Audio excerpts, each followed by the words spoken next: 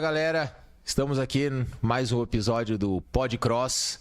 Estamos eu, Marcelo e Joãozinha. Joana.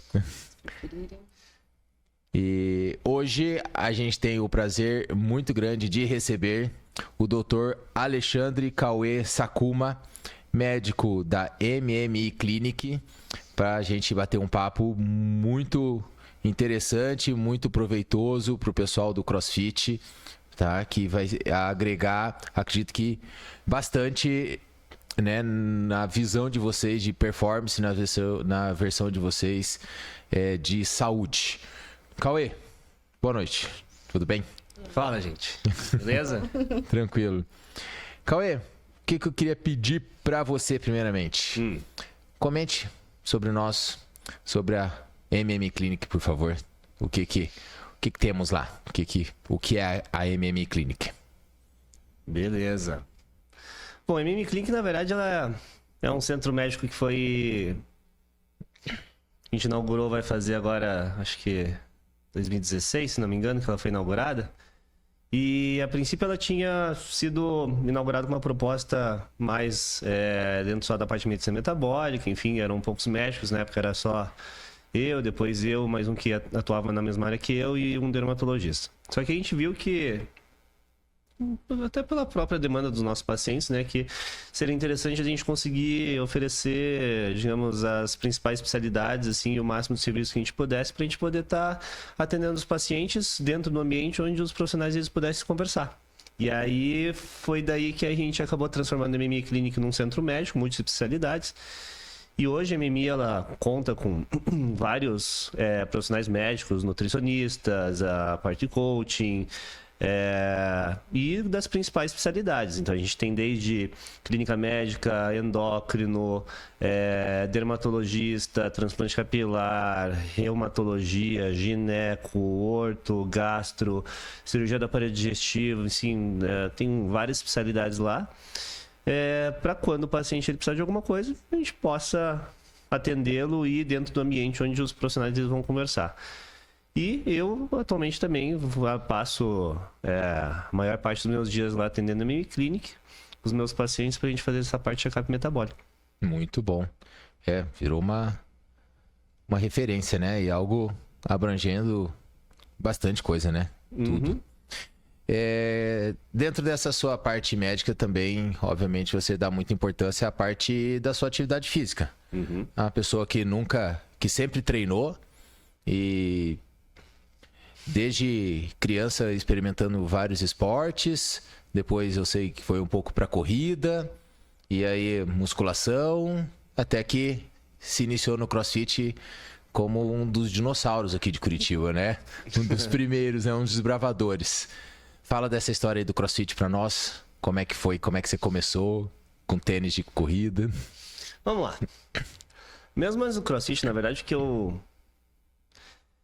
Cara, eu quando era moleque, assim, lá em casa me botaram pra fazer todo quanto é tipo de esporte, assim, sabe? Então me botaram pra fazer futebol, handebol, basquete.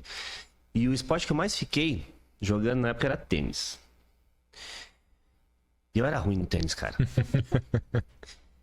Vou falar assim, ó, eu joguei tênis acho que dos 12, 10, uns 11, 12 anos de idade até o segundo ano de faculdade. Segundo ano de faculdade eu tava com 18. Então joguei ali uns 9, 10 anos de tênis na minha vida. Tudo bem, jogando 10 anos de tênis na vida a gente não fica ruim, né? Mas assim, comparado com as pessoas que estavam treinando no mesmo período que eu, que começaram junto comigo, eu era o pior, sem sombra de dúvida. Eu era muito ruim. Só que quando eu... Só que assim, eu gostava, era um esporte que eu fazia bastante, beleza. Só que aí, quando eu resolvi começar a praticar musculação, eu vi que o negócio engrenou melhor, assim, sabe? Parecia que eu tava explorando uma valência errada do corpo, pra mim, né? Porque o meu corpo, ele ia desenvolver melhor. E eu vi que desenvolvi bem na musculação. Aí fiquei um tempo treinando musculação, aí dali um tempo... eu comecei a fazer também a parte de corrida. Teve uma época que fui bem engajado na parte de corrida. Até que um belo dia, na época, ainda na faculdade, eu devia ter uns... Isso era em 2012. 2012, quantos anos eu tinha com 2012? A gente tá falando de 12 anos atrás, então eu devia ter uns 20 anos de idade. Eu treinava na companhia atlética, musculação. E aí os professores da companhia atlética, vários deles, o pessoal às vezes aqui deve ter conhecido o Vinícius Poloni, o Vinícius Fajardo, o Leandro Messias, o Daniel Vernizzi, o Ricardo Maia. Desculpa se eu estiver esquecendo alguém. Ricardo Moraes, Dudu o Amaral. Derek, o Dudu. Cara, eles deram de começar a assistir o CrossFit que começou a aparecer no YouTube, assim. Uhum. Aí eles inventaram de assistir o tal do CrossFit. E aí, hoje eu posso falar até tirando sarro, mas assim, eles estavam ensinando que nem eles sabiam, tá? Eles estavam inventando de fazer o que nem eles sabiam, né? Então a gente inventou eles inventaram de começar a fazer aquelas coisas que apareciam no CrossFit. A gente fazia bar muscle up no rig de agachamento. O rig de agachamento da academia não é nem aquela barra inteira, assim, só aquelas coisinhas, 2 barrinhas, assim. Sei. A gente fazia bar muscle up naquele negócio, deixava a esteira ligada e o coordenador de sala ficava louco com a gente, deixava os pesos tudo largado, enfim. E a gente começou a fazer. Levantamento de peso com barra que não tinha rolamento, com aquelas anilhas, não sei se não é sexta-vara que chama, aquelas anilhas toda quadriculada, assim. Tênis de corrida, super mole, aqueles, né? Enfim, tudo errado. Tudo errado. E aí a gente começou a inventar esse negócio de CrossFit. Só que esse ano, isso em 2012, no ano seguinte, eu tava indo, eu transferi a minha faculdade de medicina, eu comecei aqui no Brasil, eu terminei lá na França. Consegui uma transferência para a Universidade de Paris, então eu fiz a parte teórica aqui no Brasil e a parte prática, o meu internato, eu fiz na Sorbonne, que é a Universidade de Paris. E aí eu fui morar lá em Paris, só que lá em Paris já existia boxe e CrossFit. No Brasil já existia, mas não tinha em Curitiba ainda. Ainda não tinha em Curitiba. Então em 2012 não tinha boxe e CrossFit em Curitiba. Aí quando eu fui morar lá em Paris, lá já tinha CrossFit, porque a própria Reebok, ela já estava com uma box de CrossFit da própria Reebok, chamava CrossFit Louvre, que acabou transferindo para do lado da Ópera, mas continuou chamando CrossFit Louvre. Então assim, eu comecei a ter um contato um pouquinho maior com a parte de cross. E aí eu ficava trocando mensagem, batendo papo com os professores aqui do Brasil, para meio que planilharem para mim o que era para eu fazer. Uhum. E às vezes eu ia treinar lá na CrossFit Louvre, às vezes eu treinava na própria academia mesmo, e eu dei sorte que a academia que eu tava treinando tinha piso emborrachado, tinha barra com rolamento, coisa que no Brasil na época não tinha muito, sabe? Sim. Hoje mesmo a academia não tinha nada, cada vez né? mais com essas barras de rolamento, né? Então, vida tão com né? estão trocando. A B-Rap mesmo trocou pra a parte de musculação inteira pra esse tipo de barra e anilha. Com rolamento, né? Isso mesmo. Mesmo pra fazer supino, essas coisas, machuca menos o punho, né? Muito melhor. Agachamento, enfim, tudo é mais fácil com o rolamento. E aí, nessa academia que eu entrei, eu já tava. E aí, naquela época, o meu treino de CrossFit era treino ABCD. Então, foi uma época que eu peguei pra desenvolver muito a minha base, assim, sabe? Então, eu fiz muito treino de força. Então, meu treino, assim, foi durante um ano inteiro. Durante um ano inteiro, eu fiquei fazendo perna, peito. Aí o B, perna, costas. Aí o C, perna, ombro. E aí o D eram exercícios de técnica de CrossFit para aprender a fazer os movimentos. Certo. Eu não sei se está certo ou se está errado, mas assim, eu acho que isso é uma metodologia difícil de você implementar nos alunos que estão começando CrossFit, porque a pessoa fica muito afoita de querer começar a fazer os negócios. Então é difícil chegar para ela e ficar assim, ó, você vai fazer um treino de perna, peito, perna, costas, perna, ombro, e depois e um dia só que você vai fazer só essa parte, sei lá, era para eu aprender double under, era para aprender bar muscle up, era para aprender handstand push-up, era para aprender handstand walk, enfim, eu tirava um dia só para ficar aprendendo essas coisas, técnica dessas coisas. E o legal que foi que quando eu, fazendo essa parte de base, assim, quando eu realmente comecei o CrossFit, de fazer o WOD, essas coisas, eu já tava com uma base de força muito legal, assim, sabe? E o meu levantamento já tava bacana, o meu powerlifting já tava bacana, eu já tinha uma força razoável para pegar e fazer os levantamentos, e eu tinha dias que eram dedicados só pra parte de técnica. E aí, nesse um ano, que eu acho que era 2013... que aí que abriu a primeira box de CrossFit em Curitiba, né? Acho Sim. que A Barigui, né? a Barigui ela pegou Barigui. e abriu. E aí, a partir daí, não larguei mais, cara. Aí eu voltei pro Brasil, terminei a faculdade, voltei pro Brasil e aí eu comecei a treinar e aí já existiam...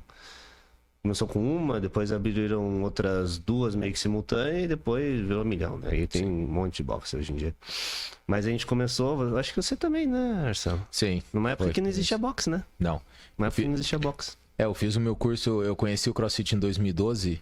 Na verdade, eu conheci o CrossFit em 2011 em São Paulo, que a CrossFit Brasil tinha aberto em 2010 lá. Só que os cursos eram todos fora. Na verdade, não tinha nenhum curso ainda na Argentina.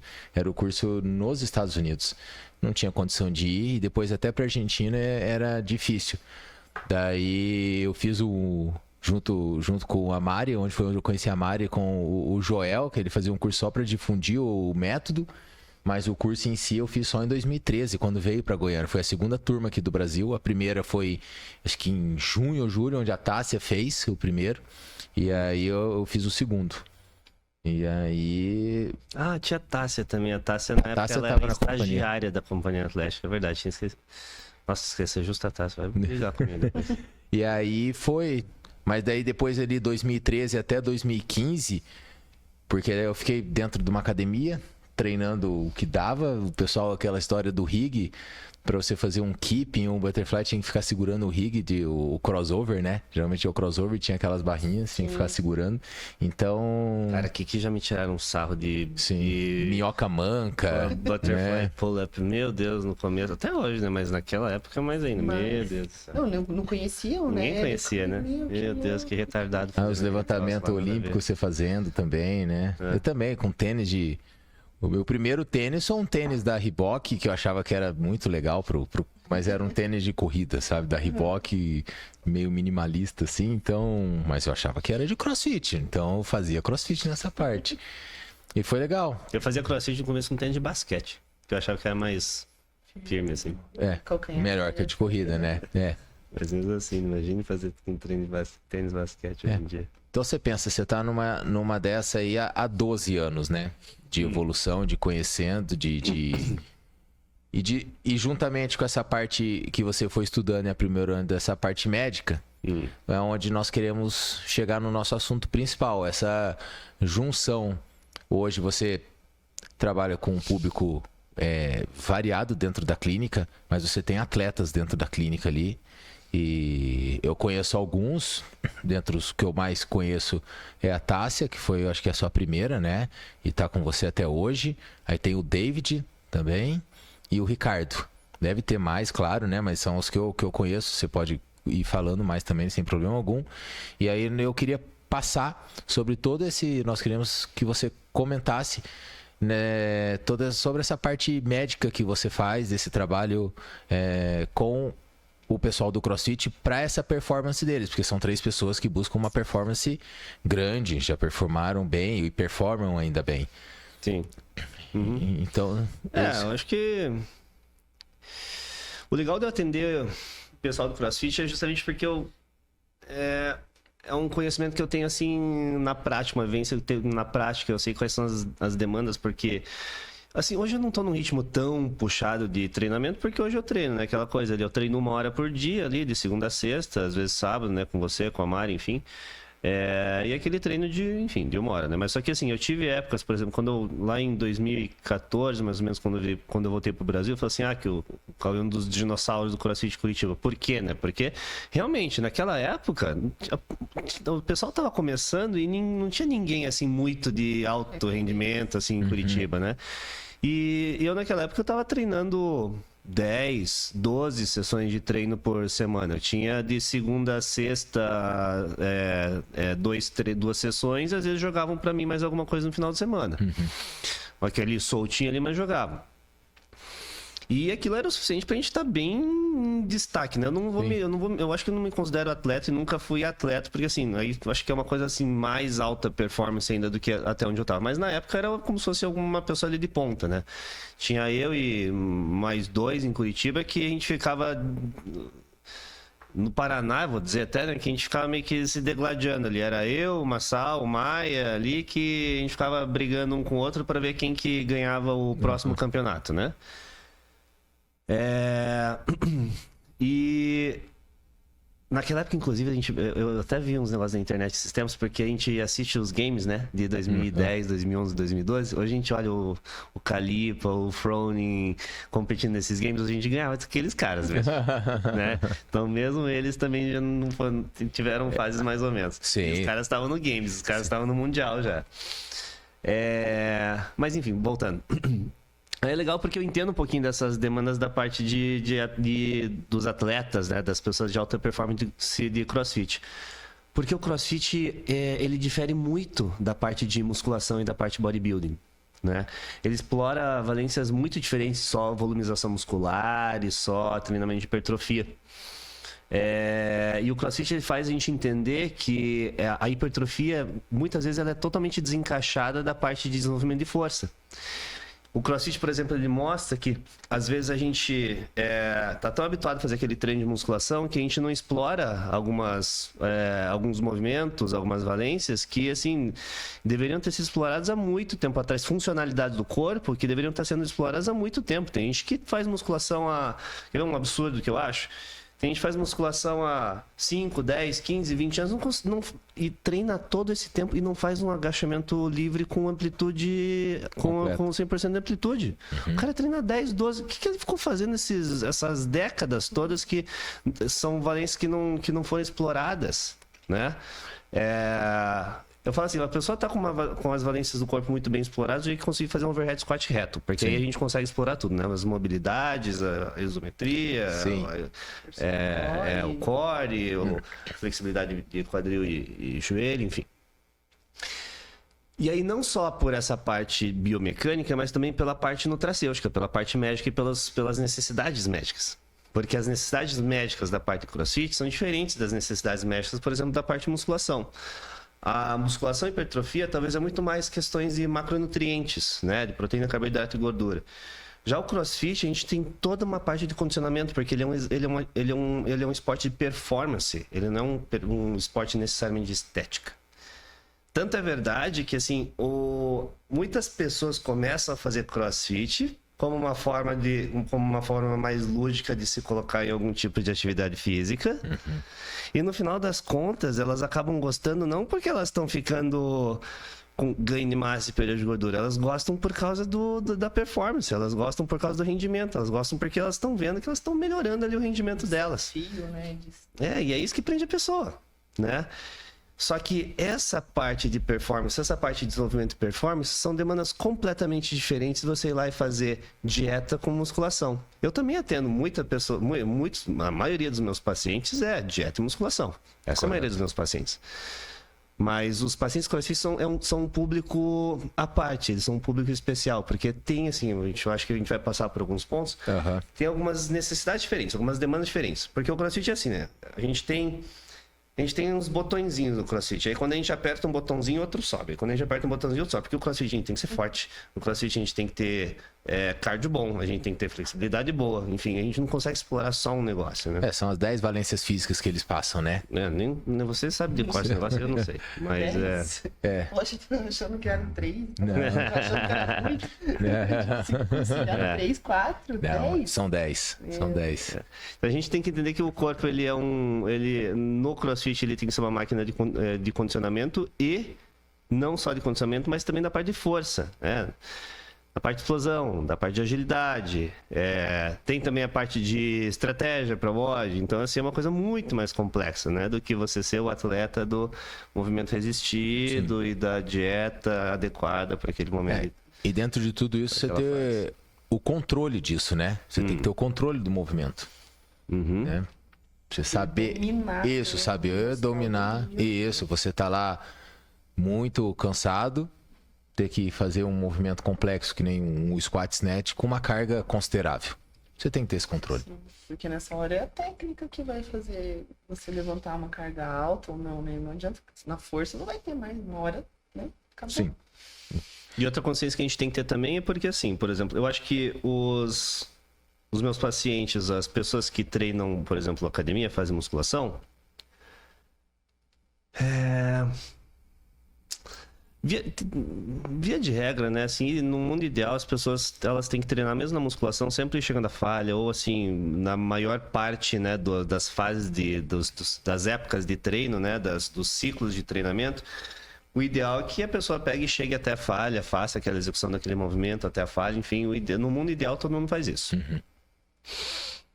No mundo real, pouquíssimas pessoas fazem isso e talvez as que tenham personal tenham uma tendência um pouco maior a fazer dessa forma, na academia. Correto. Então, assim, num público geral que vai para academia, que diz, vou para academia 3, 4 vezes a semana, geralmente são pessoas que não estão treinando até a falha, até o limite. Agora no CrossFit, seja pessoas, por exemplo, eu, que a vida inteira eu treinei com personal, enfim, CrossFit, se sempre tinha alguém me acompanhando, hoje é você e a Mari, né, repetindo. Então, assim, aí é claro que a gente tem tá acompanhado, vai até falha que nem o pessoal da academia. Mas mesmo os que participam de aulas de CrossFit, eles também têm essa questão de chegar até a falha sempre. Porque a aula de CrossFit estimula você sempre chegar até a falha, chegar até o limite. Então, o público de CrossFit, por mais que seja um paciente amador no CrossFit, é um paciente que também está treinando até a falha. Coisa que no público em geral da parte de academia, isso não acontece. Então, são vários entendimentos que a gente tem que ter na hora que a gente vai abordar aquele paciente. É um paciente amador, é um paciente que não está, né, de alto rendimento, mas é um paciente que está treinando até a falha. Ele está buscando a performance melhor dele. Exatamente. Se ele é iniciante, ele está treinando até a falha. Se ele é mais avançado, ele vai treinar igual até a falha. Não fica, que nem a gente fala, não fica mais fácil. Você só vai desempenhar por mais tempo, por mais repetições, o mesmo treino. Não é o 3 de 12 ali, né? Exatamente. Então, é bem isso. Então, dentro disso, você passou algumas coisas aqui para nós. Vamos começar por alguns tópicos sobre, principalmente, esse rendimento, essa parte de performance. O que esses... você comentou sobre micronutrientes, né? Que são, basicamente, as vitaminas, sais minerais. Gostaria que você passasse por isso e explicasse o que isso representa dentro de uma performance de CrossFit, dando um exemplo para o pessoal que está nos assistindo, entender isso e assimilar toda essa parte dentro do dia a dia deles. Legal. Então vamos lá. Primeiro, de onde é que eu tirei esse conhecimento? Eu tenho como base de estudos, né, as minhas especializações que eu fiz em nutrologia, fiz em fisiologia hormonal e endocrinologia. Pós-graduações médicas que eu fiz, eu uso isso como base de conhecimento. Mas a minha área de atuação principal hoje, que é o fellowship que eu fiz lá nos Estados Unidos, na MMA, inclusive, que é de onde eu tirei o nome da clínica, de medicina metabólica, metabolic medicine, ela tem como objetivo só com que o paciente seja o mais saudável possível. Só. Só que um paciente extremamente saudável é um paciente que ele vai ser compreendido em relação a quais são as depressões que provavelmente ele vai causar, quais são as abordagens preventivas para que não haja aquelas depressões. Ele vai ser um paciente que, dentro do que é saudável, ele vai estar no ápice de performance dele ou de potencial de performance e do potencial de recuperação pós-treino. Nenhuma vitamina ou nenhum mineral é bom para absolutamente nada. A falta de vitaminas ou a falta de minerais é que são ruins para alguma coisa. Tá? Então não tem vitamina que é bom para tal coisa, não tem a vitamina que é boa para memória, a vitamina que é boa para concentração, a vitamina que é boa para o músculo, a vitamina que é boa para... Não existe isso. Entendi. Existe a falta de tal vitamina causar tal coisa. Então o que a gente tem que entender é que é por isso que é tão importante a gente entender como o corpo funciona, entender a parte fisiológica e entender que suplementação não é igual para todo mundo. E às vezes são suplementações de coisas diferentes que vão causar o mesmo efeito naquela pessoa. Por exemplo, pensando em capacidade de cardiopulmonar, hematopoiese, produção de células vermelhas. Pode ser por ferro, pode ser por B12 ou pode ser por os dois. Ferro, suplementação de ferro é bom para melhorar a capacidade pulmonar? É para quem está com falta de ferro. Mas se você der ferro para quem na verdade está com falta de B12... não vai servir para nada. Inclusive, excesso de vitaminas e excesso de minerais também é prejudicial. Porque tem alguns minerais que competem, vitaminas não, mas tem alguns minerais que competem, que se você tiver mais de um, o corpo excreta outro. Certo. Né? Então, o que a gente tem que entender é que micronutrientes, vitaminas, minerais, eles não são bons para nada. É a falta deles que é ruim para alguma coisa. Então aquela história de vou tomar um complexo vitamínico e de mineral para poder subir e vai dar boa, né? Vou ficar bem. Você só vai ficar bem se tiver com essa falta e ter que saber a quantidade também, né? É isso que você tá comentando, assim, bem por cima. Também tem muitos minerais, enfim, que só funcionam se o outro tiver ok, né? Perfeitamente, sinérgicos. Né? Por exemplo, igual ferro, se você não tomar vitamina C junto, Não absorve tão bem. não vai adiantar nada, né? É verdade, é isso. Tem tudo em equilíbrio. Porque assim, se a gente fala assim, por exemplo, desses polivitamínicos, né? Não vou citar marcas aqui, mas enfim, polivitamínicos de A a Z, que tem várias vitaminas e vários minerais ali dentro daquele compêndio. A gente fala assim, tá, nossa, mas a pessoa que tiver uma boa dieta, uma boa alimentação, nossa, que modismo esse negócio de ficar tomando vitamina, ficar tomando mineral e polivitamínico, você só comer direito que tá tudo certo. Supostamente sim. Supostamente, se você comer direito, se você comer perfeitamente, supostamente você vai estar bem e não vai precisar de suplementação nenhuma. Correto. Só que, primeiro, será que aquela alimentação, comer bem, tá perfeito para exatamente aquilo que você tá fazendo? Isso é uma pergunta. E aí agora eu vou dar um troço esdrúxulo que eu falo para um monte de paciente meu. Chega e pergunta assim para mim assim, Cauê, na clínica, Dr. Alexandre, né? No resto me chama de Cauê, mas enfim. Tá, minha B12 tá baixa, onde é que tem B12? Eu falo assim, tem no ovo e tem na carne vermelha, B12. E aí o que eu falo pro paciente é o seguinte, mas a B12 vai ter no ovo da galinha que tem uma B12 boa. Certo. Porque uma galinha que tem B12 ruim vai botar um ovo com pouca B12. Ferro, onde é que tem ferro? Bastante ferro. Tem na carne vermelha, tem bastante ferro. Mas se fizer um exame de sangue na vaca lá e tiver pouco ferro no sangue daquela vaca, a carne dela também vai ter pouco ferro. Então, supostamente, assim, se você pegar um animal que é criado solto, comendo natural, né? Sem processo de engorda, deixa ele engordar naturalmente, do que bater com 12, 14 meses, abaixo lá com 2, 3 anos, tal, bom, pode ser que esse animal ele seja rico nos nutrientes que supostamente tem naquela carne ou supostamente tem naquele ovo. Agora, não o B12 no ovo da galinha de granja, não o ferro na carne da vaca que foi abatida em 12 a 14 meses comendo ração e só 60 dias de pasto. Essa daí não tem. Então é por isso que hoje em dia a suplementação ela acaba sendo tão importante. E por isso que hoje em dia a maioria dos exames eles não se encontram dentro do ideal. A maioria da população não se encontra dentro dos valores ideais de exame. Porque a maioria da população, por mais que coma certo, por mais que coma saudável, macronutrientes pode estar comendo de acordo, proteína, carboidrato e gordura, mas os micronutrientes embutidos naquilo estão faltando por causa do tipo de alimento que a gente come. E aí a gente tem que ser capaz de identificar quais que estão faltando para a gente repor, para a gente suprir os problemas que a falta daquilo pode causar. E aí os principais agora que você estava listando, hoje eu vejo assim que os principais são magnésio, potássio, da parte de minerais, o ferro, das vitaminas, vitamina B12, vitaminas complexo B, vitamina D, vitamina A, E, K, são importantes. A gente tem algumas vitaminas, alguns minerais que são relacionados à parte inflamatória, então são mais importantes para a parte de recuperação. Mas o pulo do gato é entender que a suplementação ela não é igual para todo mundo. A suplementação ela é individualizada e não adianta você ficar dando um pouquinho de tudo. Ou, aliás, dar um pouquinho de tudo talvez seja melhor do que nada. Porque hoje, do jeito que está a nossa alimentação, talvez um polivitamínico, até que ele é melhor um polivitamínico do que nada. Sim. Mas a hora que você vê faltando, a dose que você dá para suplementar é muito mais alta do que a dose que vem num polivitamínico. Né? Enquanto, por exemplo, às vezes um polivitamínico vem com 2,5 microgramas de B12, talvez, uma suplementação efetiva de B12 é 100 a 1000 vezes mais. Só que é óbvio que são dosagens que a gente não vai fazer contínuo, né? A gente faz por 30, 60, 90 dias, repete os exames, já tá bom e para. E o CrossFit, por ser um esporte que é praticado normalmente até o limite, é um esporte muito mais depletor. Ele depleta muito mais nutrientes. A pessoa ela tem uma depleção muito maior da parte de vitaminas e minerais por conta de um exercício de muito mais intensidade. A pessoa normalmente ela treina por mais tempo e ela treina mais intenso. Então ela gasta mais. E aí a gente precisa... Quando a gente começa a atender um paciente, a gente vê o que está faltando. Repõe.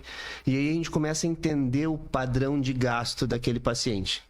Para dali um tempo, do que a gente ficar repondo o que está faltando, a gente já saber pelo histórico médico do paciente o que normalmente aquele corpo específico tem uma tendência a gastar mais. E aí a gente já suplementa pensando em deixar um estoque para aquilo piorar, na pior das hipóteses, até o valor ideal. Correto. Né? Então, por exemplo, assim, o valor de referência de vitamina B12 vai até uns 900 ali. Né? E o ideal para performance é no mínimo uns 500. Eu não vou repor depois que tiver menos de 500. Se eu sei que aquele paciente volta e meia gasta B12, eu sempre vou deixar um estoquezinho ali entre 700 a 900, mais ou menos, para piorar, na pior das hipóteses, até uns 500. E é porque... Porque quando a gente quer um pico de performance e um pico de evolução nos nossos resultados de treino, a gente não pode ter fases deficientes. Porque aquela fase que a gente está deficiente é uma fase que a gente está performando menos e está desenvolvendo menos. Então a gente sempre tem que oscilar entre estoque até normal, estoque até normal, estoque até normal, para a gente sempre estar no nosso pico de performance. Porque se a gente cair para deficiente, a gente já está... o tempo que estava em deficiente, são os tempos que você não estava performando de acordo. Não deixar chegar no reserva. É sempre estar mantendo acima O tanque tem que estar ali acima do reserva. Não deixar vermelhinho. Sim. Que nem carro. A gente abastece antes de... A gente não abastece a hora que o carro para, né? Sim. A gente abastece antes de acabar a gasolina, né? Então, assim, no nosso corpo tem que ser igual, né? Só que o nosso corpo, assim, entrou na reserva, você já não está performando igual. O carro, tudo bem, se entrar na reserva, continua performando igual. A gente não, entrou na reserva, não está mais performando igual. Então, a gente nunca pode entrar na reserva. Entendi. Né? E toda essa depressão que você diz é tanto dentro da performance, na execução, na hora do movimento, quanto na recuperação? Ou vai tudo muito para a recuperação de todos esses micronutrientes? Na verdade, acaba sendo a mesma coisa. Assim, não é a mesma coisa, mas é tudo dentro de um pacote só, porque é claro que você recupera mais, performa melhor, você... Enfim, não tem como diferenciar, porque, enfim, uma saúde otimizada gera mais performance, uma saúde otimizada gera mais rendimento, só que uma saúde otimizada gera mais rendimento, mais trabalho, mais lesão, mais necessidade de recuperação, uma saúde otimizada faz você conseguir recuperar melhor. Então é um bolo que vai crescendo. Se você estiver evoluindo nos treinos, na verdade é um bolo que vai crescendo. Correto. E aí você tem que ir entendendo esse panorama do paciente especificamente. Tem algumas coisas que são um pouco mais genéricas, né? Por exemplo, a suplementação de macronutrientes, geralmente baseada em peso. E tem alguns suplementos que, assim, todo mundo vai precisar, assim, sendo bem objetivo, né? Por exemplo, no CrossFit, assim, acho que os suplementos imprescindíveis do CrossFit são...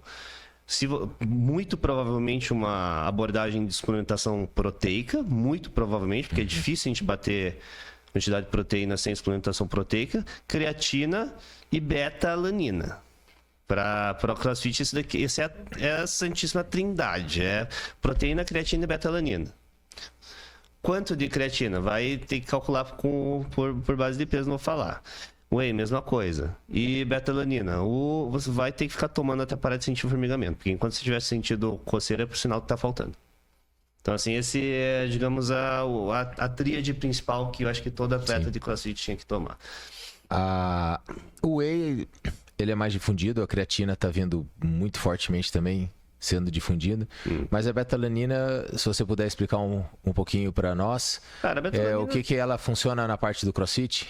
Tá? Ela é um pouquinho menos conhecida, imagino. Beta-alanina, assim, a alanina, ela tem um monte de funções, mas vou falar a função principal da beta-alanina. A beta-alanina, ela produz uma substância intracelular que se chama carnosina, tá? Quando a gente faz uma atividade física, a hora que a gente sentir aquela queimação no músculo, aquilo ali é a acidose metabólica causada, né, pela liberação de ácido lático intracelular. E aquela acidose, aquele estado ácido intracelular, faz com que a gente sinta aquela queimação no músculo. Se a gente tiver alguma coisa ali que faça você entrar em acidose mais tarde, alguma coisa que alcalinize o teu meio intracelular para você entrar, para tamponar uma acidose e você entrar em acidose mais tarde, o teu limiar de fadiga ele aumenta. E a betalanina tem papel de aumentar a quantidade de carnosina intracelular, e a carnosina ela serve como esse tampão. Ela é como se fosse um alcalinizante que faz com que ele bata de frente com a acidose que a atividade muscular ela gera, né, através do ácido lático. E aí faz com que você entre em acidose intracelular mais tarde, consequentemente o teu limiar de fadiga ele é maior. E é por isso que é importante no CrossFit, né? Na musculação talvez seja interessante, porque você tendo um limiar de fadiga maior, você consegue exercer mais repetições ou mais carga e gerar mais lesão muscular para hipertrofia.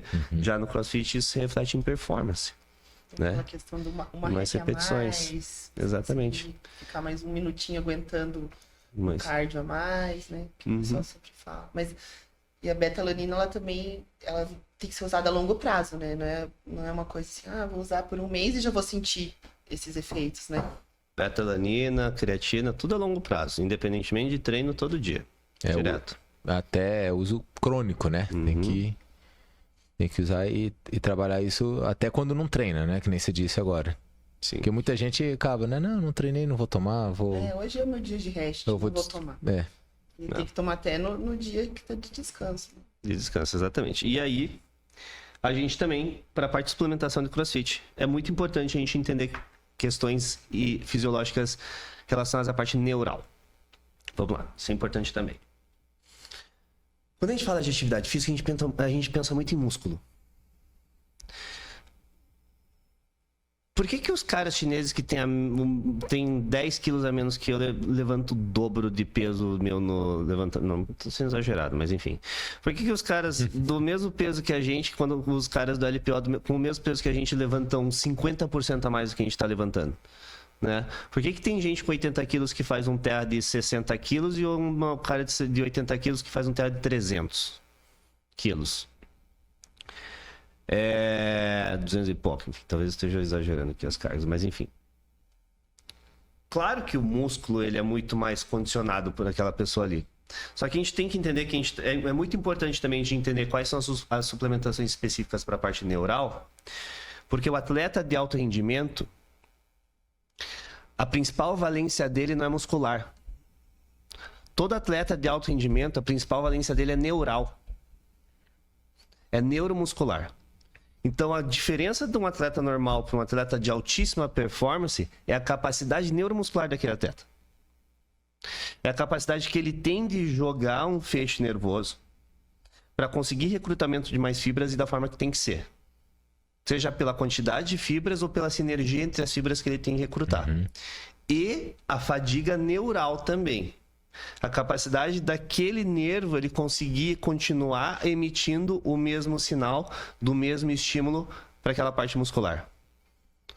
Porque o cansaço ele não é só muscular por acidose. O cansaço ele também é neural por transmissão neuromuscular. E o atleta de alto rendimento ele tem um potencial muito maior dessa valência de condução neuromuscular. E é por isso que é importante a gente também entender quais são as suplementações específicas para essa parte neuromuscular. E também é por isso que a repetição, treino, por mais que não mude tua composição corporal, faz você progredir dentro do esporte, dentro do que você esteja fazendo. Seja no LPO, seja no powerlifting, seja no CrossFit, no ginástico, enfim.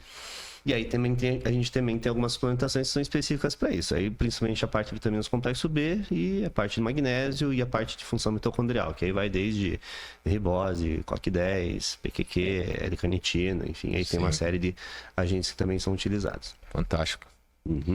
E a gente trabalhou estamos evoluindo sobre essa parte das suplementações. Eu gostaria que você comentasse sobre a parte agora hormonal. Né? Então nós temos esses micronutrientes, essa parte da suplementação e essa parte hormonal agora. Como que você trabalha, o que você acredita ser interessante dentro do CrossFit ali e dos seus pacientes que você tem? Olha, hormônios é uma área que é hoje a área que eu mais gosto, que eu mais estudo e é a área mais mal entendida dentro da medicina, tá? os hormônios, primeiro, hormônio nunca deve ser usado para fins estéticos e hormônio nunca deve ser usado para fins de performance. Hormônios devem ser utilizados quando existe uma necessidade clínica e uma necessidade laboratorial para o paciente usar aquele hormônio. Só que o que a gente tem que entender é que a depender da composição corporal do paciente, a depender da alimentação do paciente e a depender da demanda metabólica que aquele paciente tem na rotina dele de treinos, na rotina dele do dia a dia, ele pode estar gastando mais ou menos hormônios e ele pode estar produzindo mais ou menos hormônios. E, eventualmente, ele gasta tanto a ponto dele entrar numa deficiência e ele precisar fazer essa suplementação. Agora, se a gente pega um paciente obeso, sedentário, come errado, com desajustes hormonais, a gente tem que entender que provavelmente aquele paciente não tem necessidade de suplementação. E sim abordagens para fazer aquele corpo produzir melhor. Então, não é sempre que uma deficiência hormonal deve ser abordada com suplementação hormonal. Às vezes, uma deficiência hormonal ela deve ser abordada entendendo qual que é a causa daquilo estar baixo e tentar tratar aquela causa, seja uma obesidade, seja uma resistência insulínica, seja um sedentarismo, seja um sobrepeso. Porque, às vezes, veja, quer ver uma coisa interessante? Que às vezes as pessoas não param para pensar. Se a gente pegar essa caneca aqui e colocar leite até aqui assim e bota uma colher de Nescau, beleza, fica gostosinho, a gente vai lá e toma. É uma colher de Nescau. Agora, se a gente pegar essa jarra aqui e colocar inteira de leite e botar uma colher de Nescau, vai ficar fraco. Vai. Teus testículos, ele pode estar produzindo o mesmo tanto.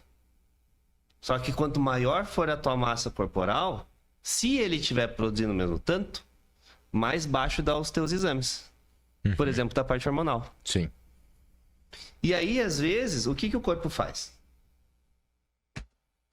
Ele, para compensar, você tá com uma massa corpórea maior, aí o teu testículo entende que ele precisa produzir mais, porque a tua massa corpórea tá maior, então ele tem que produzir mais.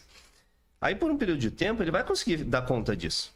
Vai produzir mais. Para o teu exame sempre continuar igual. Porque aí ele entende, aqui vai ter que botar 2 colheres de Nescau, 3 colheres de Nescau, não uma só igual bota aqui na caneca. E por um tempo tá legal.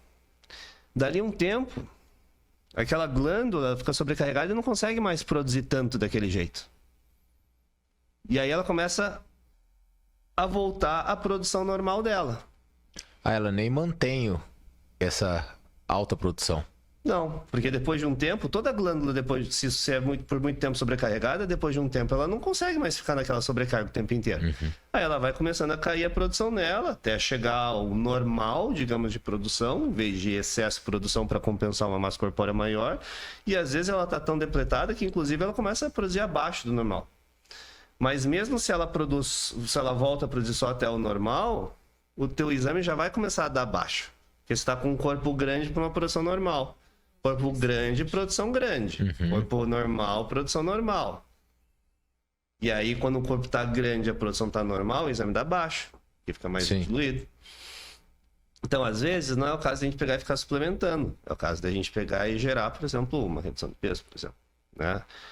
Ou para cortisol, uma redução de estresse, por exemplo. Então, depende da situação. Então, assim, reposição hormonal, ela tem que ser feita assim, mas assim, com muito critério, só se houver uma indicação clínica, uma indicação laboratorial e se realmente o tratamento for a suplementação propriamente dita e não esse entendimento das causas por trás. Né? Algumas carências podem gerar desregulações hormonais, enfim, elas não... E a gente tem que entender isso. Então, assim, quando for ter que repor hormônios, eu sou o primeiro para ir lá e assinar embaixo lá e fazer a parte de reposição. Mas quando tem necessidade, né? E a necessidade não é só aquele número baixo no exame, porque o exame ele tem uma complexidade gigantesca e a gente tem que entender tudo isso, tá? E quando eu estou falando de hormônios de reposição hormonal, eu estou falando de hormônios na forma base, tá?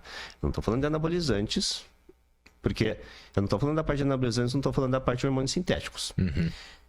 Eu não estou aqui para ficar sendo taxativo, né? Eu acho que Tudo bem, tem alguns profissionais que se dispõem a trabalhar dentro dessas áreas um pouquinho mais suprafisiológicas, um pouquinho mais voltadas mais para performance e menos para, não tanto assim para a parte de saúde, mas entendam, não existe essa conversa de usar bomba com acompanhamento é saudável, tá? Não existe isso.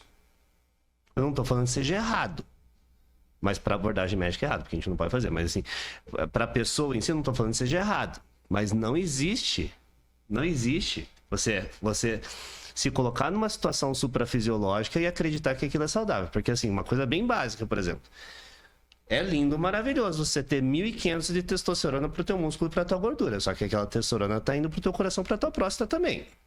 E não tem nada que impeça isso, tá? Então não tem essa conversinha de que se botar num negócio suprafisiológico, se tiver um CRM ali assinando, aí tá tudo certo, tá tudo seguro. Não existe isso, tá? Então, se tá certo ou se tá errado de novo, não sei. Até porque, assim, na minha visão, todo esporte de altíssimo rendimento, ele não é saudável. O esporte de alto rendimento é alto rendimento. Ele difere de saúde. Uhum. Né? Atletas de performance ok, beleza, saudável. Mas de altíssimo rendimento não é saudável. Beleza. Então, vamos lá. Continuando. Então, quando a gente está falando de reposição hormonal, a gente está falando de reposição hormonal com hormônios base dentro dos valores da normalidade. Dá para atingir mais performance acima disso, mas aí a gente também está atingindo mais performance para coisas que a gente também não quer, por exemplo, a parte cardíaca e a parte prostática, enfim, a parte oncológica, enfim, uma série de coisas. Dentro do normal, reposição ok.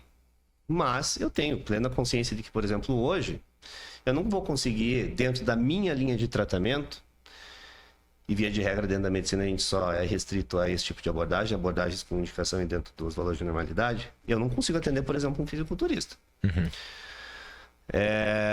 Porque as minhas abordagens elas não me permitem que eu chegue nesse suprafisiológico. Então, quando eu estou falando de performance aqui, Marcelo Diogo, eu estou falando de performance para pacientes que buscam conciliar performance com saúde. Porque, de novo, não se enganem de que alta performance com abordagens suprafisiológicas consiga ser conciliada com saúde. Não consegue. São escolhas que o paciente faz. E aí são profissionais diferentes que vão fazer isso para cada um deles. Né? Então, reposição com hormônios base, com hormônios naturais, dentro de valores ideais fisiológicos. Que é uma conversa diferente de quando a gente começou ali, quando você me perguntou de hormônios, que provavelmente o pessoal pensa assim, da parte de anabolizantes, da parte de ciclo. Base seria testosterona, progesterona, isso? Isso, tem vários. Testosterona, progesterona, estrogênio, melatonina, glucagon, leptina, hormônio de crescimento, hormônio de vitamina D, um hormônio cortisol, enfim, tem vários. Uns para serem suplementados e outros para serem estimulados ou inibidos. Mas um hormônio base de texto, você comenta muito sobre a palavra bioidêntico, né? Quando você conversa, né? Então, Marcelo, antigamente a gente até usava o termo bioidêntico. Medicina é cheia de formalidades, né? Então, assim, nos Estados Unidos até hoje eles usam bioidênticos. Tanto é que agora, no começo do mês, quando eu fui para um simpósio, que se chamava Bioidentical Hormones Replacement Therapy Symposium. Tá? Então, simpósio de reposição hormonal com hormônios bioidênticos. Uhum. Esse era o nome do simpósio. Daí forma que é a maior instituição do mundo da parte de medicina metabólica, tá? Inclusive instituição que ela é atrelada à parte do American Board Association. Então, assim uma instituição acadêmica extremamente respeitada. Só que no Brasil, não sei qual foi o motivo, recentemente o Conselho Regional de Medicina pediu para que a gente não utilizasse o termo bioidêntico. Né? Porque, segundo eles, era um termo que tinha um tino comercial, não entendi porquê até hoje, mas enfim. E aí eles pediram para que a nomenclatura passasse a ser hormônios base. Então, hoje a gente não pode mais usar o termo hormônios bioidênticos. A gente só pode usar o termo hormônios base. Né? Mas seria o que você está falando aí da parte de bioidênticos. Certo. Então para deixar claro, os hormônios base são esses hormônios que nós produzimos. Os hormônios base são hormônios que são iguais em termos de estrutura molecular aos nossos. Uhum. Então, por exemplo, se a gente botar no microscópio um hormônio base, botar no microscópio nosso um hormônio endógeno, vai ser exatamente igual. É diferente, por exemplo, de a gente falar assim, não sei, um cipionato de testosterona. O cipionato de testosterona é uma testosterona associada a um radical cipionato. Esse radical cipionato faz essa testosterona ter uma potência maior sobre o receptor e uma duração maior sobre o receptor. E isso, por conceito, não é um hormônio base.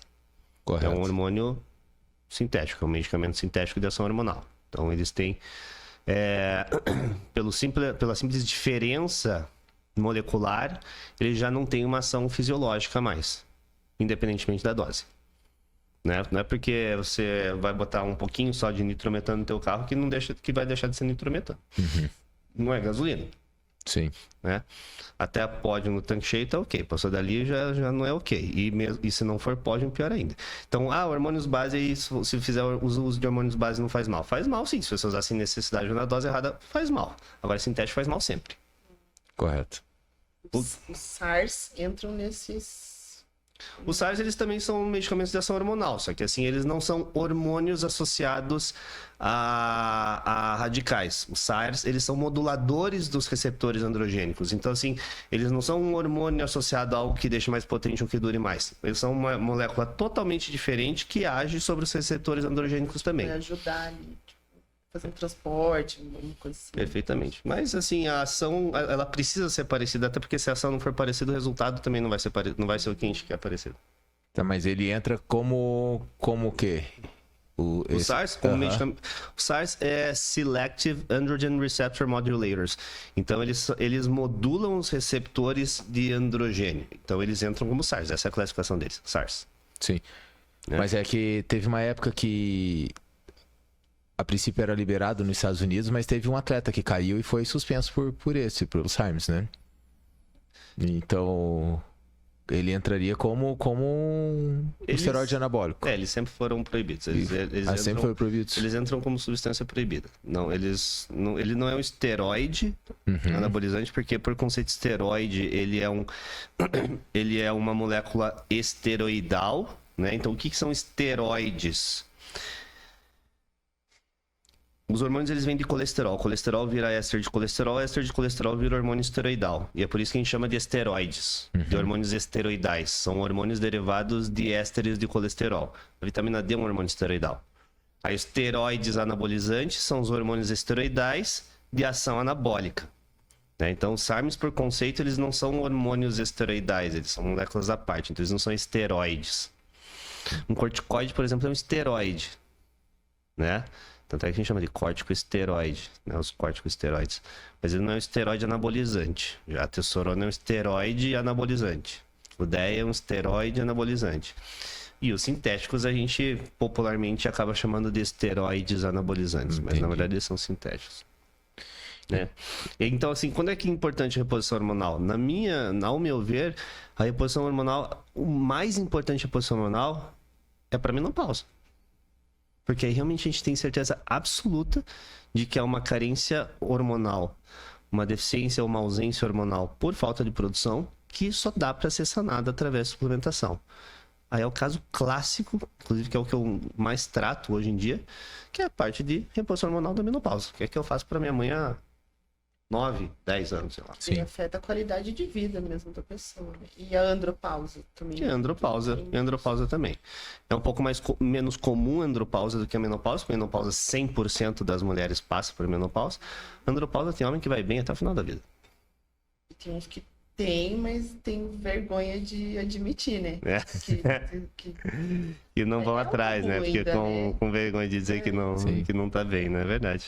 E dentro dessa parte hormonal da mulher, a gente pode entrar muito nessa parte do anticoncepcional, né? A gente já discutiu, já conversamos algumas vezes, né? E você tem uma opinião bem forte a respeito disso. E com certeza, por essa opinião, eu já posso saber que atrapalha muito no rendimento. Isso num dia a dia, para a mulher num geral, é a sua opinião, né? Claro que você vai falar, mas no sentido pro CrossFit atrapalha também bastante.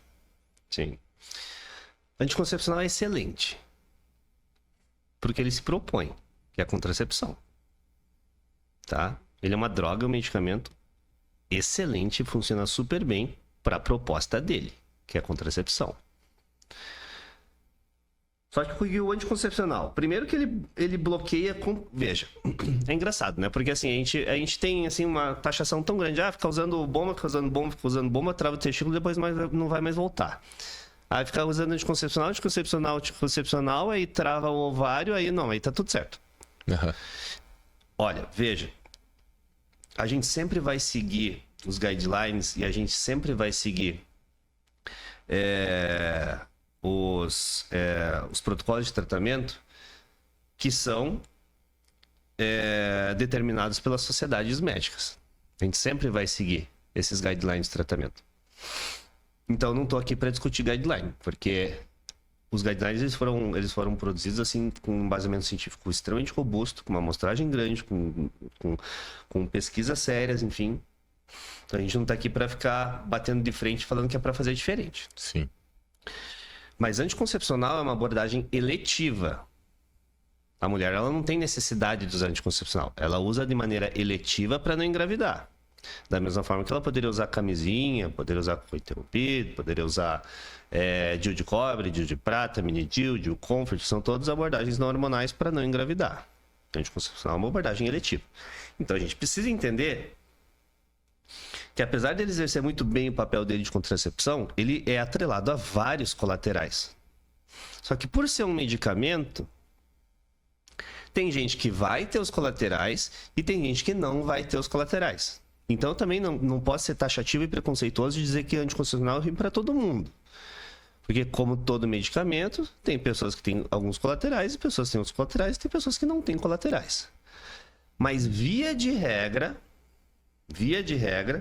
a enorme maioria das mulheres que usarem anticoncepcional vão ter uma diminuição da testosterona livre, porque aumenta uma molécula que se chama SHBG. Então a testosterona livre, ela vai baixar, que é a testosterona funcional da mulher, a testosterona ativa da mulher, a testosterona que está ali, que consegue exercer o papel dela.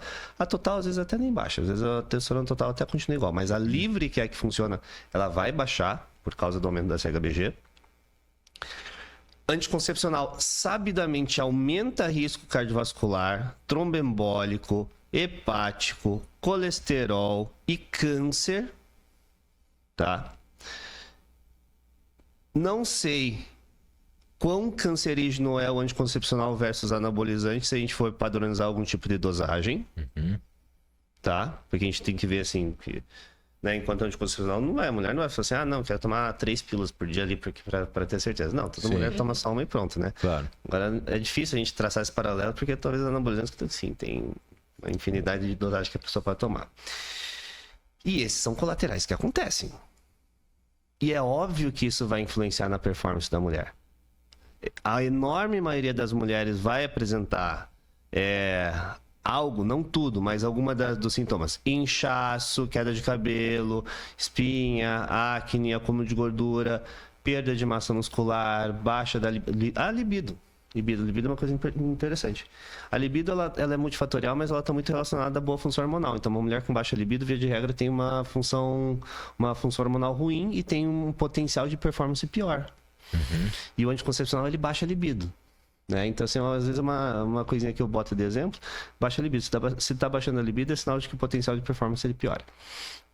Tem outros fatores também, mas enfim, talvez é uma forma também da gente mensurar.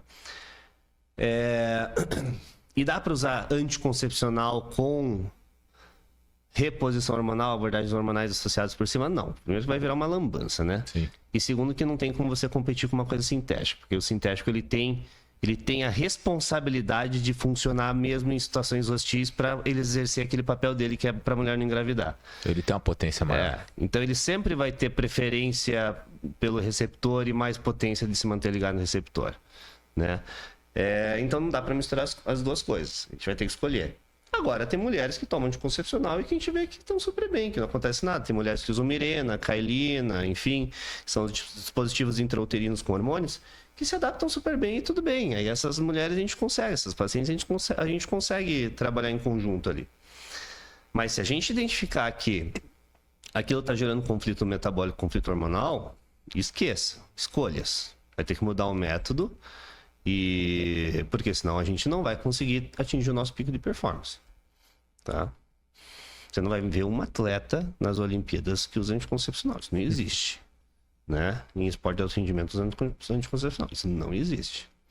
Só se for esporte intelectual, alguma coisa nesse sentido, mas Sim. performance física não vai ter. Não vai. É interessante, né? E dentro dessa parte de hormônios, aí indo para a parte da mulher, tem a situação hoje também que está bastante famoso, que é a parte dos implantes, né? Chip da beleza. Isso, Chip né? da beleza e implante hormonal. Então essa parte aí, o que você tem para comentar sobre isso com a gente? Os implantes hormonais, eles são uma forma de administração de várias coisas. Pode ser desde... Hoje no Brasil a gente tem implantes que são de indústrias farmacêuticas, por exemplo, o Implanon, que ele é um implante hormonal, né, enfim, vendido de farmácia, enfim, de indústria, industrializado, que serve como contracepção. E tem implantes que eles são... No Brasil, a gente tem muito forte a questão de manipulação, né? As compound pharmacies, né? Essas farmácias de manipulação. Nos Estados Unidos isso também é forte. Na Europa praticamente não existe. Na Ásia tem um pouquinho também, mas no Brasil tem bastante. E a gente pode manipular medicamentos hoje no Brasil, né? Desde que os medicamentos eles tenham registro na Anvisa, aquela substância tenha registro na Anvisa, aquela substância ela pode ser manipulada. Um agente manipulado não tem registro na Anvisa no sentido... Porque cada manipulação é diferente, com doses diferentes, com quantidade diferente. O registro na Anvisa de algum medicamento, não da substância, mas do medicamento, aí é o produto em si. Certo. E o manipulado não tem como você padronizar um produto, porque manipulado é tudo diferente. Então aí o registro que você tem que ter é o registro da substância. E aí tem várias substâncias que têm registro aqui no Brasil que podem ser manipuladas em formato de implante. Os implantes são uma forma de administração subcutânea. E hoje eu tenho ciência de que aqui no Brasil tem, assim, substâncias manipuladas na forma de implantes subcutâneos de diversos tipos, desde medicamentos como a gestrinona, que é o que o pessoal chama de chip da beleza, até os hormônios básicos, que é progesterona, testosterona, estradiol, algumas suplementações vitamínicas, por exemplo, a vitamina D, só que não são produtos industrializados, são produtos manipulados, com registro na Anvisa da substância. Eles geralmente têm uma longa duração, que vai de 4 a 6 meses, os absorvíveis, os não absorvíveis geralmente de 1 a 2 anos. E eles podem ser uma opção terapêutica. O que na minha prática eu costumo fazer?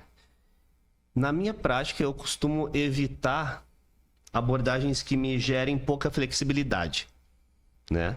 Porque enquanto algo que eu prescreva via oral, via transdérmica, via vaginal para mulher ou algo nesse sentido de uso diário, que eu posso ir lá e mudar a dose no dia seguinte ou suspender no dia seguinte, então eu tenho essa flexibilidade, o implante hormonal não tem. A gente acaba travando a dose e aquele troço ali por meses. Correto. Então não que não seja uma opção terapêutica, mas a minha preferência pessoal clínica é de utilização de agentes que tenham mais flexibilidade, assim, sabe? Até porque, assim, uma hora você está treinando mais, outra hora você está treinando menos, uma hora você está empenhado na dieta, outra hora você não está empenhado na dieta, uma hora está quente, outra hora está frio, uma hora você está comendo de um jeito, outra hora você está comendo de outro, uma hora você está com 5 quilos a mais, outra hora você está de TPM, outra hora você está inchado, outra hora você está com 2 quilos a mais, outra hora você... Sabe, uma hora você está estressado. A gente muda muito para a gente dizer que é a mesma necessidade por meses, né? Então dá para usar. Né? Sei lá, um caso seria bom talvez de usar, uma mulher que tem uma rotina absolutamente quadrada na menopausa para você travar a dose dos hormônios da menopausa, talvez seja uma... Agora, para atletas assim de performance, a variabilidade é muito grande, eu acho que não é o mais adequado, pode ser feito, mas na minha prática eu prefiro mais flexibilidade. E agora...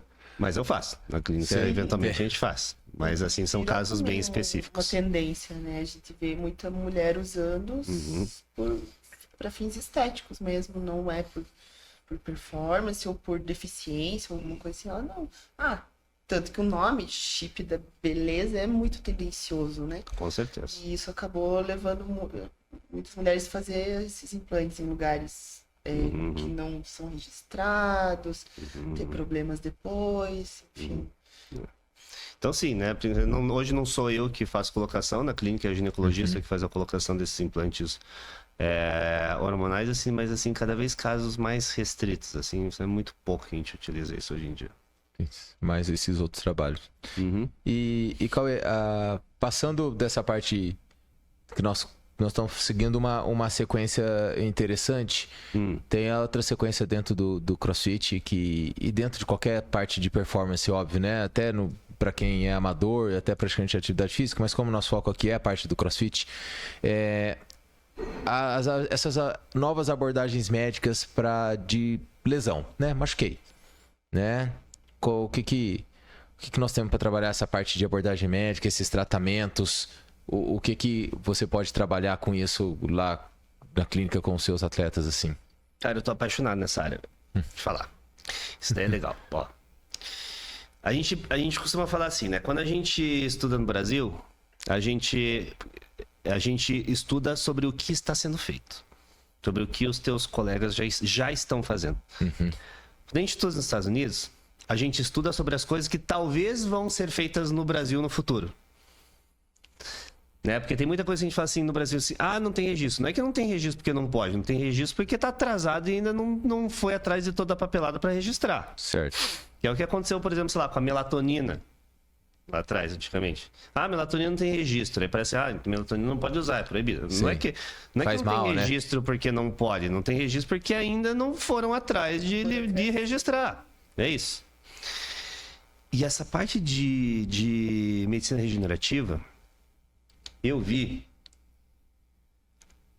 É até engraçado essa história, porque eu fui visitar um laboratório de produção de exossomos, que são vesículas sinalizadoras células-tronco, em março de 2020. E... Enfim, essa parte são alguns negócios da família, enfim, que a gente estava vendo coisas de distribuição, enfim, que até hoje a gente tá em cima disso. E foi interessante porque, assim, eu fui lá justamente para estudar sobre isso, sobre a parte de células-tronco, sobre a parte de medicina regenerativa, ortopedia regenerativa ou ortopedia biológica, que é o que o pessoal... Já vou comentar sobre o pessoal aqui do Brasil que está fazendo, os principais. E aí eu até postei que eu tava lá no laboratório, lá na época eu chamava Chimera Labs, o pessoal até achava engraçado o nome Chimera Labs, parecia que era um troço meio do Resident Evil lá, sei lá o quê. E hoje é um dos principais laboratórios dos Estados Unidos, da parte de células-tronco e exossomos. Aí eu postei que eu tava lá. E aí eu apaguei essa postagem, porque eu fui pra lá no final de semana, e aí eu voltei de lá no domingo, e na segunda-feira fechou tudo por causa da Covid. Que eu tava nos Estados Unidos. Aí eu apaguei porque eu achei que não ia ficar legal de dizer que eu tava nos Estados Unidos bem na época da Covid, sabe? Sim, E aí depois eu voltei com essa publicação. Só que isso faz 4 anos. Exossomos. E só esse ano que a gente está começando a ouvir falar de exossomos derivados de plantas. Aqui no Brasil. Aqui no Brasil, para a parte de dermatologia, para a parte de tratamento de pele. Exossomo é assim. Nosso corpo tem células-tronco. Até a gente morrer tem células-tronco. Desde que a gente nasce até a gente morrer tem células-tronco no nosso corpo. Dá para tirar de vários lugares. Dá para tirar até da polpa do dente, dá para tirar células-tronco. Da gordura dá para tirar células-tronco. Só que quanto mais velho a gente fica, mais velho é o nosso material genético, mais velho é a nossa célula-tronco e mais velho é o padrão de sinalização daquela célula-tronco. Célula-tronco, ela libera várias vesículazinhas que a gente chama de exossomos. E dentro dessas vesículazinhas, a gente tem fatores de crescimento com um padrão de síntese daqueles fatores condizentes com a idade daquela célula-tronco, do potencial daquela célula-tronco. Se a gente vai lá e pega a célula-tronco de uma placenta, ou pega a célula-tronco de um cordão umbilical, a gente pega essa célula, bota no meio de cultura, faz aquela célula se multiplicar, se expandir, deixa ela paradinha ali, faz ela começar a liberar essas vesículas, esses exossomos, centrifuga e pega só os exossomos. Correto. Aí você tá só com aquele material, com aquela carga de sinalização de células-tronco super jovens, super potentes. Aqueles exossomos lá, a gente falava de células-tronco de potencial regenerativo. O que regenera não é a célula-tronco. O que regenera é o que a célula-tronco manda fazer. Uhum.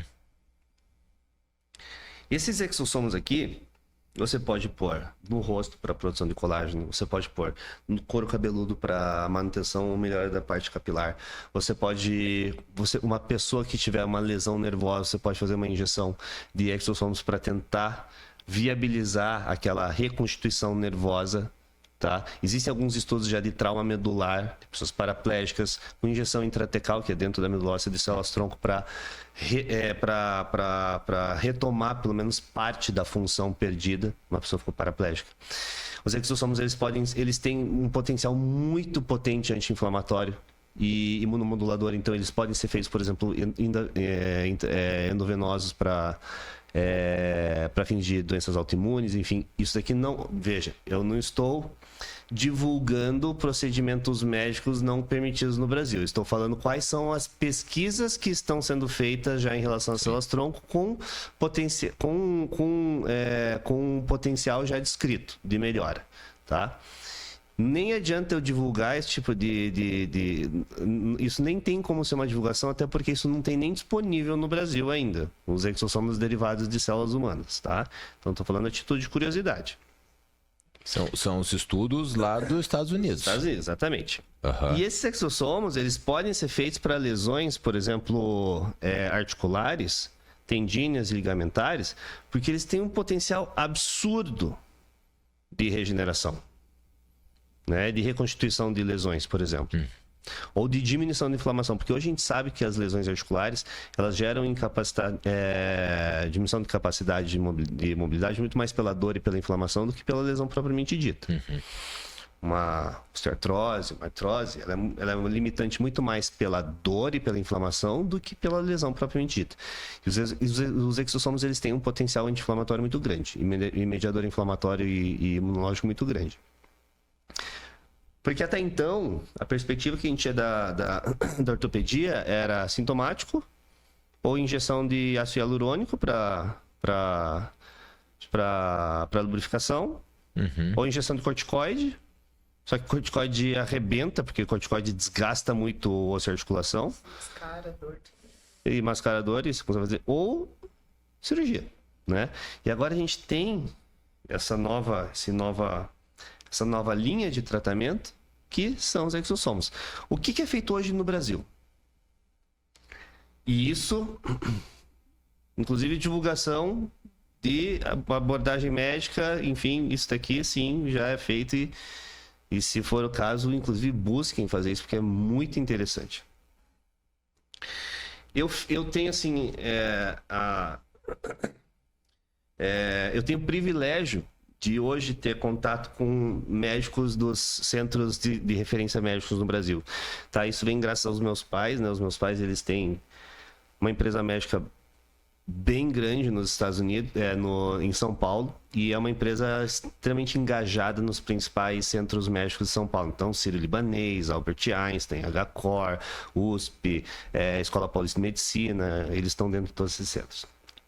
E teve uma vez que a empresa dos meus pais, a Teleimagem, eles foram responsáveis por fazer a parte de radiologia do Centro Médico da Copa do Mundo e das Olimpíadas aqui no Brasil. Foram os meus pais que fizeram. É legal. E junto deles, quem fez a parte de ortopedia foi a sumidade da ortopedia no Brasil, que se chama Moisés Cohen. Ele hoje é o ortopedista mais importante do Brasil e ele é o principal nome do Albert Einstein. E esse trabalho foi feito em conjunto na Copa do Mundo e nas Olimpíadas. Pela minha família, o sócio de São Paulo, e pelo Moisés Cohen para a parte de ortopedia e o Albert Einstein. E alguns desses ortopedistas do Albert Einstein, que trabalham com o Moisés Cohen, inclusive uma delas é a filha dele, abriram uma clínica em São Paulo que se chama STEM, da parte de ortopedia biológica. E hoje eles são a principal referência no Brasil, e eu aprendi muito com eles, em ortopedia biológica, em terapias regenerativas, em terapias biológicas para lesões ortopédicas. E quando eu digo assim que eles são a principal referência, não é porque são os caras que estão fazendo mais, não é porque são os caras que estão postando mais no Instagram, não é porque são os caras que estão fazendo mais, não. É porque os caras, eles estudam muito e estão desenvolvendo muitas pesquisas, tá? E muitas publicações. Caríssimas, sim. Tem pesquisas deles que é pesquisas que, assim, de milhões de reais que eles gastam, por exemplo, para fazer isso em ovelha, enfim, para depois ir lá, gera uma lesão na ovelha, e aí você vai lá e faz um grupo controle, um você faz, outro você não faz, depois faz biópsia, enfim. São esse nível de pesquisa que eles fazem.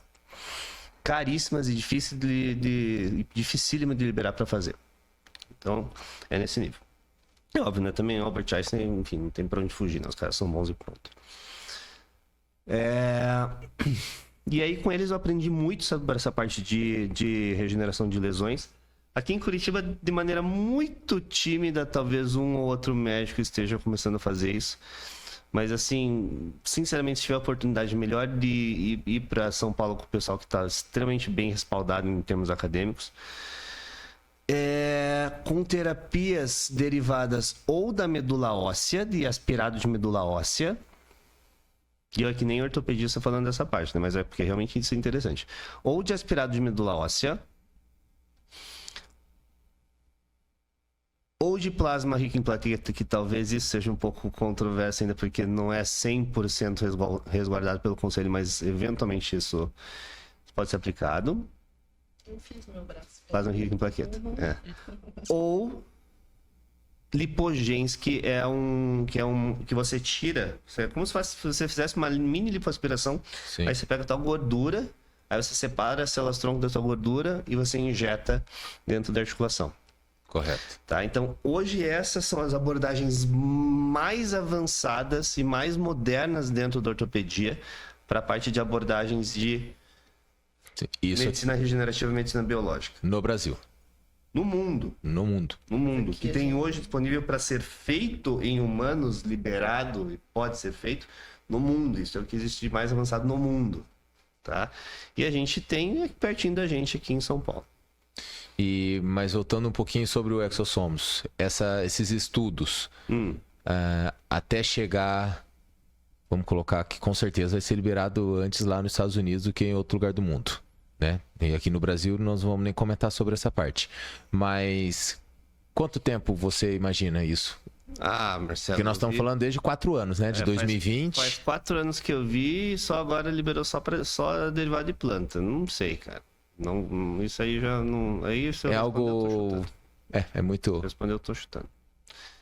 Eu tô, né, até indo atrás de algumas formas da gente tentar implementar esses exossomos humanos, né, em trazer aqui pro Brasil, tentar fazer pros pacientes, mas isso é um trabalho muito delicado. Assim, eu já tive o privilégio de ter contato com esses exossomos, até porque, né, quando eu vou para os Estados Unidos, eu estou batendo papo de frente com os donos dos laboratórios, enfim, ou com as pessoas que trabalham no laboratório. Trouxe até 2 frasquinhos desse da última vez, mas eu não posso usar nos meus pacientes, porque não é algo liberado ainda no Brasil. De novo, não ser liberado é diferente de proibido. Sim. Né? Só porque ainda não foi liberado.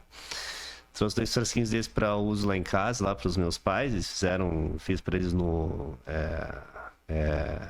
microagulhamento e fiz um spray no rosto dos meus pais, mas assim, hoje é uma terapia que não é tão acessível, mesmo nos Estados Unidos é caríssimo, assim, o preço de custo disso vai de $1.000 a $2.000 de custo, então a gente está falando de, entre material, mão de obra médica, a gente vai quase aumentar 50% a 60% esse valor, então sai mais de R$10 mil um frasquinho desse. E quando que vai chegar no Brasil? Não sei. Não sei, mas hoje o que a gente tem à disposição são os exossomos derivados de plantas, mas eles são liberados só para uso dermatológico, não para uso ortopédico. Então nós estamos falando trazendo para a realidade nossa do CrossFit, onde aqui no Brasil o atleta de CrossFit às vezes não é tão valorizado, né? E não tão patrocinado. Algo um pouquinho mais inalcançável, inclusive, de repente, essa parte até de São Paulo, né? É uma perspectiva que a gente tem, né? De futuras abordagens médicas que a gente vai ter. Provavelmente a gente vai ouvir falar muito disso no futuro. Já dá para ser feito hoje. Se você pegar uma passagem para os Estados Unidos, eles fazem isso para você. Aqui no Brasil, em São Paulo, isso é feito então através de outras vias, não de exossomos, mas de vias de células tronco autólogas do nosso próprio corpo. Está vindo, assim, são perspectivas que a gente tem.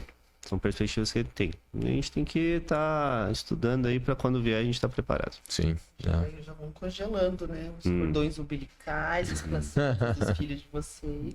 Achando ali que vai. Nossa, fantástico. Bom, Cauê, acredito que a gente conversou muita coisa. Legal. Foi muito bom, né?